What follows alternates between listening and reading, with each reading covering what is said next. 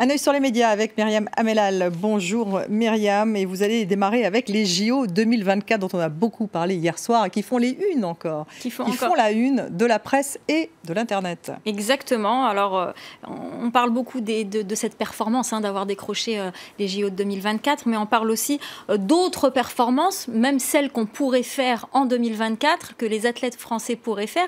Mais il y a une autre performance qui fait parler sur les réseaux sociaux aujourd'hui. C'est des performances linguistiques de ceux qui ont défendu Paris dans la langue de Shakespeare, Anne Hidalgo, Valérie Pécresse, et puis les athlètes aussi. Il y a le Huffington Post qui a décidé de faire un petit florilège de ces discours en anglais prononcés à Lima. Donc je vous propose d'écouter cet extrait. Avec les accents.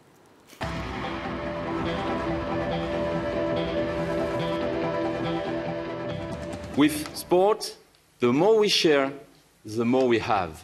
It's like the Olympic flame. A flame loses nothing when it lights another. It's often said that the world is a village. The Olympic village itself is the world. This game's plan is compact and perfectly connected. 22 sports inside 10 kilometers. We will work to inspire as many cities as possible across the world to share the emotions and the power of the games. Voilà, Anne Hidalgo qui parle aussi très bien espagnol et qui s'est aussi exprimée en espagnol. En tout cas, ces personnalités politiques et ces athlètes ont brisé au moins un cliché, celle qui dit que les Français ne parlent pas bien les autres langues étrangères. Eh bien, visiblement, c'est faux. Voilà.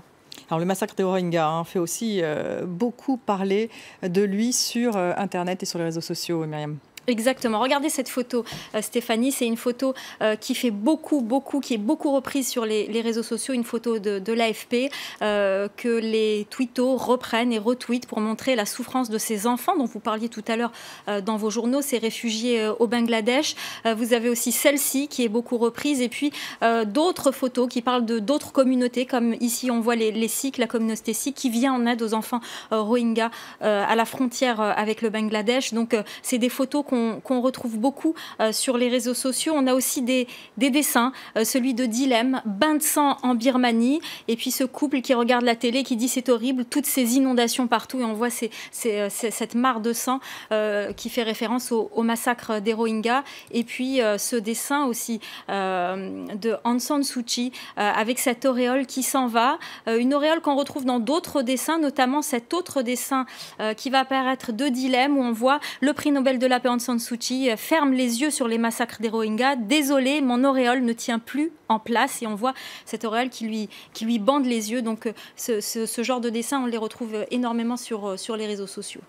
La réponse du comité Nobel, en tout cas, n'a pas tardé en ce qui concerne justement le prix Nobel d'Aung San Suu Kyi. Exactement. Pourquoi le prix Nobel a dû répondre et a dû s'exprimer? Tout simplement parce qu'il y a une pétition qui circule depuis plus d'un an qui demande à ce qu'on déchoie Aung San Suu Kyi de son prix Nobel de la paix. Cette pétition a pris de l'ampleur ces dernières semaines à cause des événements. Elle a atteint les 364 000 signatures. Alors, beaucoup donc demandent à ce qu'elle soit déchue de son prix Nobel de la paix. Vous avez aussi cette image de la prix Nobel, et on a l'impression que ça dérange plus que ce soit la prix Nobel. Plutôt, on reproche plus à la prix Nobel qu'à la dirigeante de ne pas s'exprimer. Regardez ce dessin où on voit Alfred Nobel qui coupe le cordon de la médaille.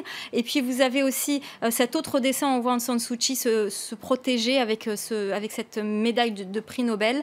Un autre dessin aussi. Pour ne pas voir. Voilà, pour ne pas voir. Et puis cet autre dessin qui montre que ça devient un fardeau pour Aung San Suu Kyi de porter cette médaille. En tout cas, vous le disiez, le comité a dû donner sa réponse, et la réponse a été rapide et simple. Il est impossible de déchoir un prix Nobel de son prix Nobel. Pourquoi? Eh bien, tout simplement parce que les statuts ne le permettent pas, mais aussi parce qu'on attribue un Nobel de la paix par rapport aux actes faits avant de décerner le prix, non pas après. Tout ce qui est fait après ne compte pas.